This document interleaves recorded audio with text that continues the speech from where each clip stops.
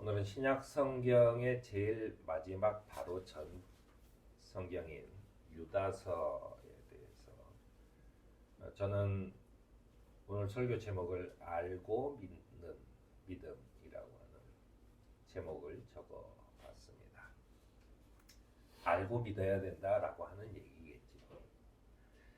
야고보의 형제이자 예수님의 종인 유다는 나는 여러분에게 우리가 가진 구원에 관해 편지를 써 보내려고 여러 가지로 애쓰고 있었습니다. 그러던 참에 나는 이제 여러분들에게 성도들이 단번에 받은 그 믿음을 지키기 위해 싸우라고 권하는 편지를 당장 써야 할 필요가 생겼습니다. 라고 하면서 믿음 없는 시대 속에 사는 그리스도인들에게 보내는 격려의 편지를 쓰게 됩니다.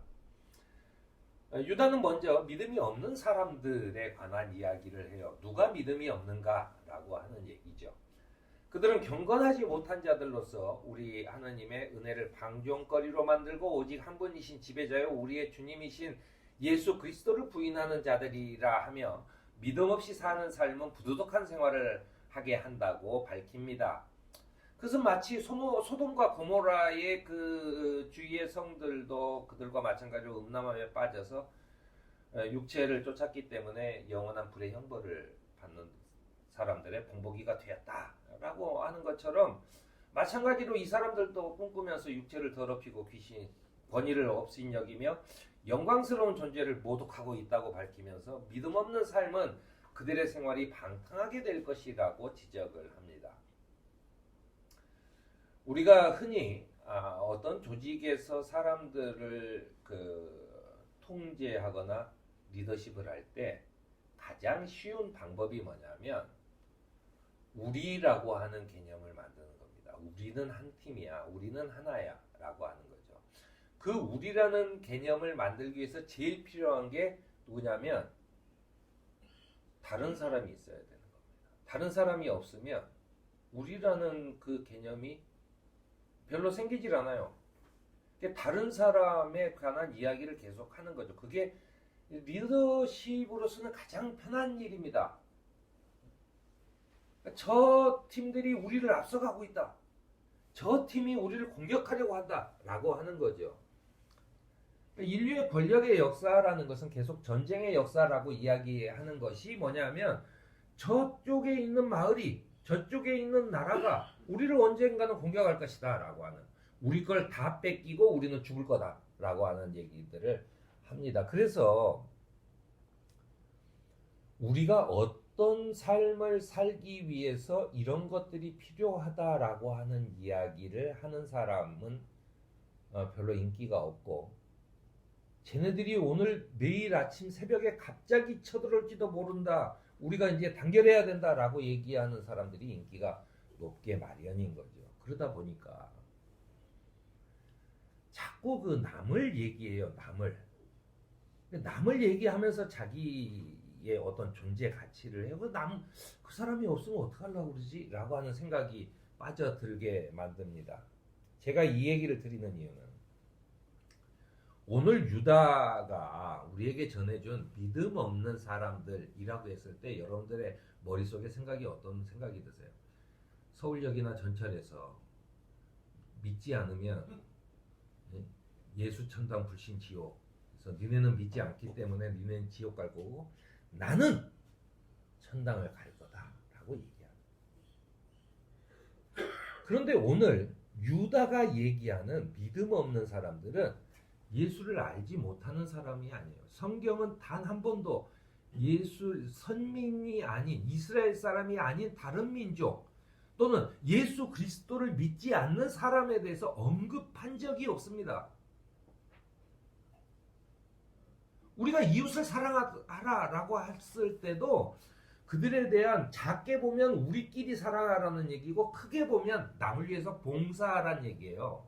그냥 그거지 남에 대해서 얘기해 본 적이 없어요. 오늘 유다가 말하는 믿음 없는 사람이라고 하는 사람은 경건하지 못한 사람이에요. 하느님의 은혜를 방종거리로 만들고 오직 한 분이신 지배자여 우리의 주님이신 예수 그리스도를 부인하는 자들이다라고 하는 거예요.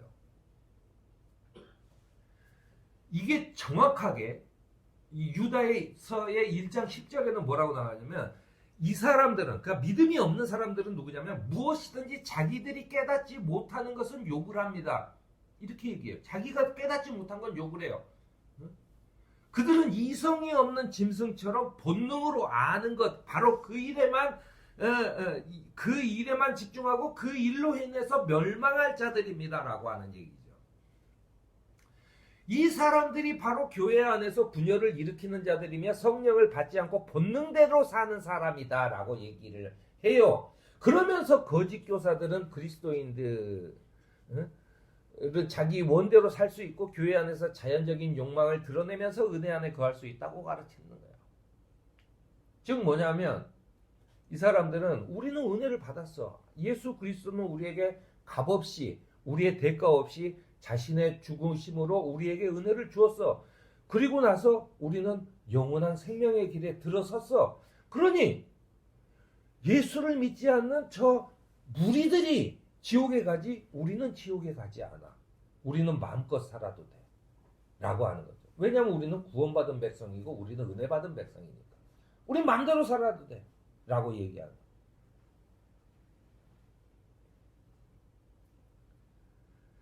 그리스도인들은, 그 거짓 교사들은 그리스도인들이 자기 원대로 살 수 있고 교회 안에서 자연적인 욕망을 드러내면서도 은혜 안에 거할 수 있다고 가르치는 사람이에요. 그게 바로 믿지 않는 사람이고 그게 바로 사탄의 자식이에요.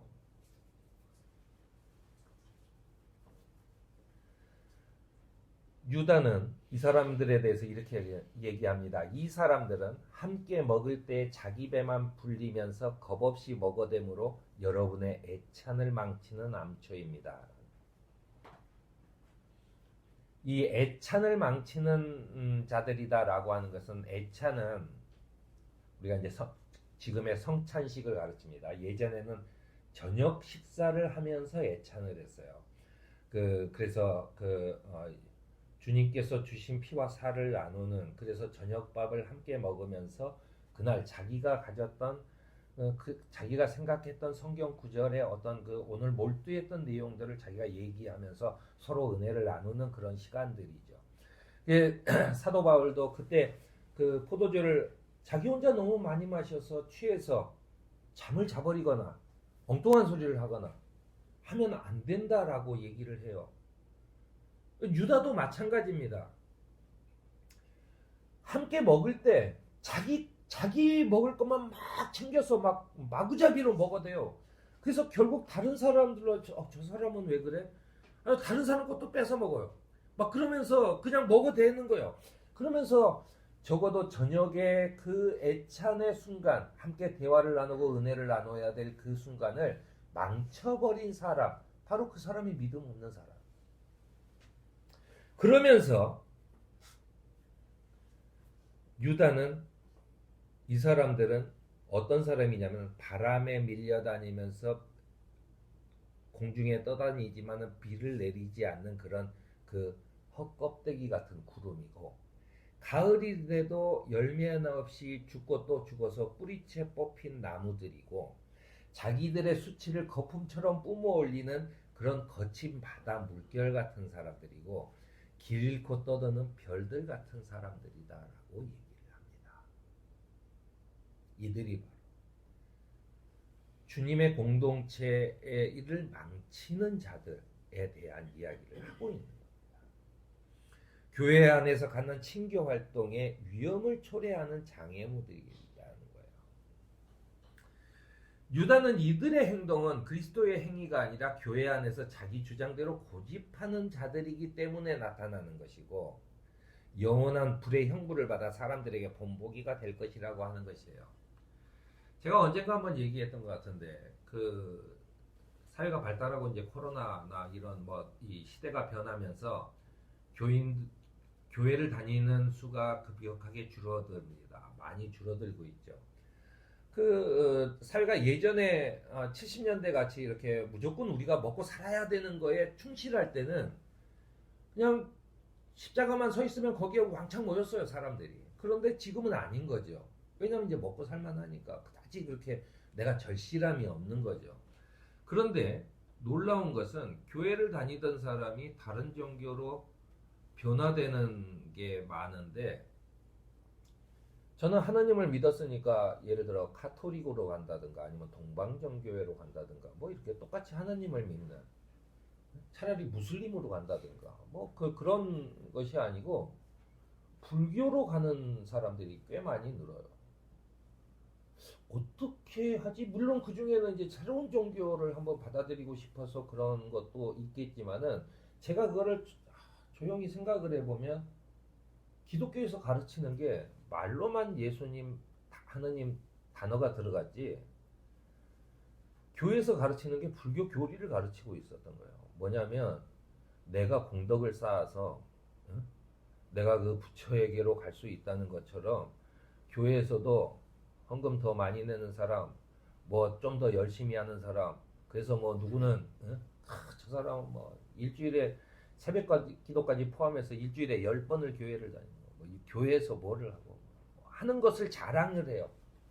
그 봉사는 내가 그리스도의 은혜를 받아서 내가 너무 감사해서 그냥 자연스럽게 하는 것인데, 그걸 남한테 나는 너보다 훨씬 더 믿음이 좋아 라고 하는 걸로 써먹어요.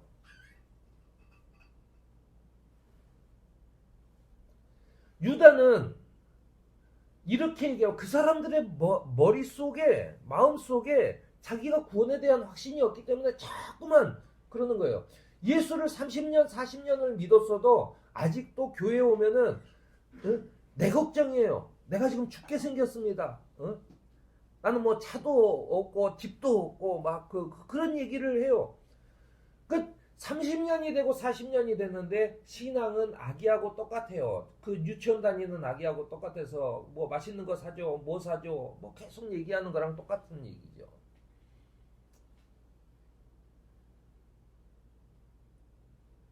이 사람들이 그러는 이유는 유다는 이렇게 봤습니다. 이 사람들은 무엇이든지 자기들이 깨닫지 못하는 것은 욕하기 때문이라고 해요. 그러니까 그리스도가 얘기한 걸 이 사람들, 그렇게 사도들이 얘기를 해도 못 알아들어. 그러니까 자기가 생각해 보면, 야 그래도 열심히 하는 게 더 낫지, 이런 거예요. 응? 그리고 자기가 조금 더 뭔가 이렇게 있는 척을 해야 되는데, 누가 보면은 나보다 더, 나는 뭐 새벽 기도도 나오고 뭐도 나오고 뭐다 뭐 하는데 저 사람은 좀 덜한 것 같아. 내가 너보다는, 이런 얘기를 하는 거예요. 그러니까 내 믿음으로 내 삶이 얼마나 변화됐는지는 누구한테 보여줄 수도 없고 자랑도 할 수 없는 거예요. 그런데 그것으로 만족하는 게 아니라 자랑하고 싶은 거죠. 그래서 유다는 그걸 깨닫지 못한 사람, 예수 그리스도의 진리와 사랑을 깨닫지 못한 사람, 그래서 헛껍데기로만 그리스도인이라고 하는 삶을 사는 사람들, 이 사람들은 자기들이 깨닫지 못하기 때문이며, 자기들이 깨닫지 못하는 것은 나쁜 것이라고 욕을 해버리는 게 잘못이죠. 그래서 유다는 이렇게 얘기합니다. 이성이 없는 짐승들처럼 본능으로 아는 것에 집착하기 때문이며 결국 그 일로 인해 멸망하게 될 것이라고 얘기합니다. 그러면서 유다는 성경에 보면 그들이 받을 심판을 옛날부터 미리 다 정해 놓았다, 적어 놓았다 라고 얘기해요. 이쯤 되면 유다가 참 그런 사람들 때문에 얼마나 속이 상했는지 그런 걸 알 수 있을 것 같아요. 유다는 그래서 성도들이 단번에 받은 예수 그리스도의 그 죽음과 그 희생과 그리고 그 부활하심으로 우리가 그냥 단번에 받은 그 믿음을 지키기 위해 싸우라고 권하는 편지를 쓰게 된 것이라고 하는 겁니다. 왜냐하면 믿음으로 사는 삶이란 믿음을 지키기 위한 싸움이 있어야 된다고 강조해요. 믿음을 위해 싸우는 것은 예수 그리스도의 진리, 그분이 대속하신 죽음, 그리고 그분의 제자로 부르신 소명을 위한 것이다 라고 얘기해요. 여기서 믿음을 위해서 여러분들이 싸워야 될 필요가 있기 때문에 라고 하는 그 싸움이라고 하는 것은 원어적으로는 그 남하고 이렇게 다툼을 벌인다라고 하는 게 아니라 싸우다라고 하는 뜻은 필사적으로 애쓴다 또는 굉장히 고뇌한다라고 하는 그 뜻에서 파생되어 온 말이에요. 그러니까는 내가 믿음을 짓기 위해서 끊임없이 애를 써야 돼요. 그러면서 끊임없이 머릿속에서 고뇌하고 생각하고 도대체 왜 나를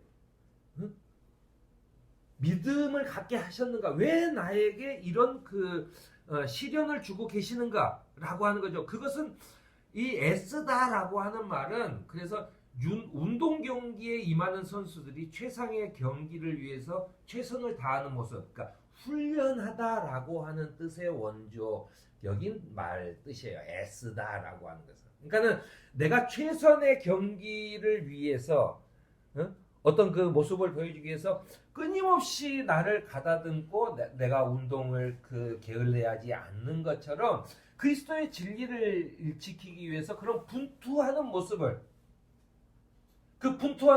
끊임없이 그래서 자기 스스로를 내가 오늘 그 주님의 그리스도 안에서 살았는가, 내가 오늘 받은 작은 기쁨을 주님께 감사했는가라고 하는 그런 애쓰게 하면서 고민하는 자세, 이런 모습을 줘야지 된다는 거예요. 그래야만 그게 하지, 자기가 본능적으로 오늘 좋았어, 오늘 이거 안 좋았어, 이거 그러면 달라고 빌어야지, 이렇게 그냥 동물하고 똑같이 본능적으로 살아가는 믿음은 안 된다라고 하는 이야기를 하고 있는 것입니다. 유다는 그래서 그렇게 사는 사람과 또 이렇게 사는 사람과 있어요. 그러면서 자기만의 생각을 주장해서 분열만 일으키는 것은 진리가 아닌 것이다 라고 얘기하면서 우리에게 당신들은 무엇을 해야 되는지에 대한 이야기를 합니다. 그것은 뭐냐면 가장 고귀한 믿음의 터전 위에 스스로를 세우고 그리고 난 뒤에 성령의 도우심을 받아 기도하라고 권명한 겁니다. 그러니까 두 가지예요. 자기의 가장 고귀한 그 믿음의 터전, 그 믿음의 터전이 뭐야? 그리스도께서 나를 죽음의 속박 속에, 죽음의 그룹에 속해져서 죽음이라고 하는 그런 세력 속에 살던 나를 예수 그리스도가 죽음으로 인해서 죽음의 생명 속에서 살아서 결국 마지막에는 죽음으로 갈 수밖에 없었던 나를 생명의 세상으로 끌어당겨 주시고, 그리고 자기가 그것을 스스로 우리에게 부활하심으로 너희도 이제는 부활한 백성이다라고 보여주신 그 진리를, 그 진리의 믿음 위에서 스스로를 세우고 그리고 난 다음에 성령의 도우심을 받아서 기도하라. 이게 이 유다의 이야기예요. 여기에서 자기들이 깨닫지 못하는 것을 고집해서 이성 없는 짐승처럼 본능으로 아는 것으로 다른 사람에게 강요하는 사람은 믿음에 서 있는 게 아니라 자신의 고집 위에 서 있는 거죠. 그러니까 예수 그리스도의 진리 안에 서 있는 게 아니라 자기 고집 안에 서 있어요. 내가 아니면 너는 믿음도 뭣도 아닌 거예요. 내 기준에 맞아야지.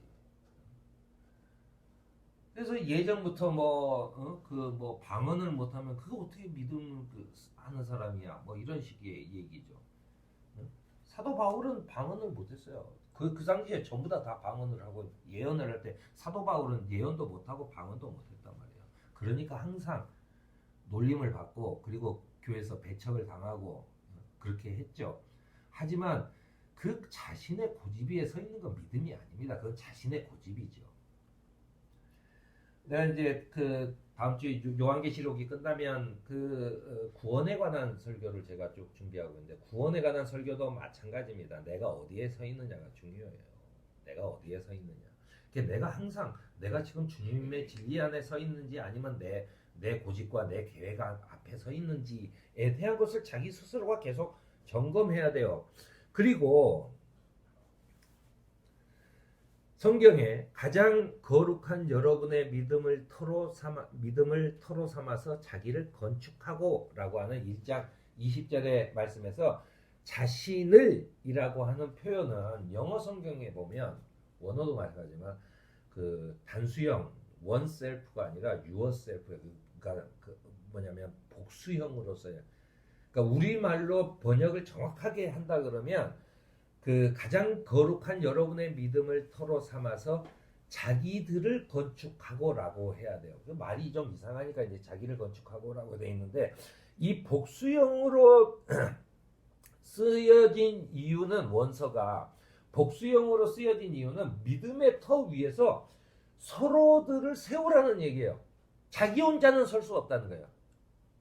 왜 그리스도교는 교회라고 하는 거예요? 꼭 건물이 아니에요. 교회는 두세 사람이 모여서 그리스도를 찬양하는 것, 기도하는 것, 그것을 교회라고 했어요. 왜 교회가 필요하냐? 사람은 혼자서는 살 수 없기 때문에. 그래서 뭐냐면 바로 자기들끼리 서서 함께 서로를 지탱하면서 세워야 한다는 거예요. 그게 바로 서로를 세우는 것, 이 서로를 세우는 것에 애써야 된다는 거예요.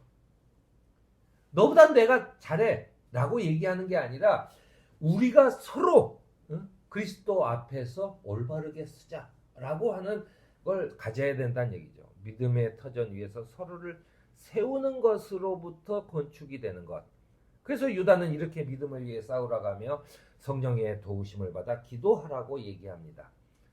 그러면서 유다는 마지막으로 하나님의 사랑 안에 머무르면서 자기를 지키고 영생으로 인도하는 우리 주 예수 그리스도의 자비를 기다리십시오라고 권면합니다. 오늘 우리를 부르셔서 고귀한 믿음의 터전 위에 세우신 것을 알고 주님의 부르심에 응답하여 서로를 세우는 일에 애쓰며 성령의 도우심으로 기도하고 하느님 안에 머무는 삶을 살아가는 성령 공동체가 되는 저와 여러분이 되기를 바랍니다. 아멘.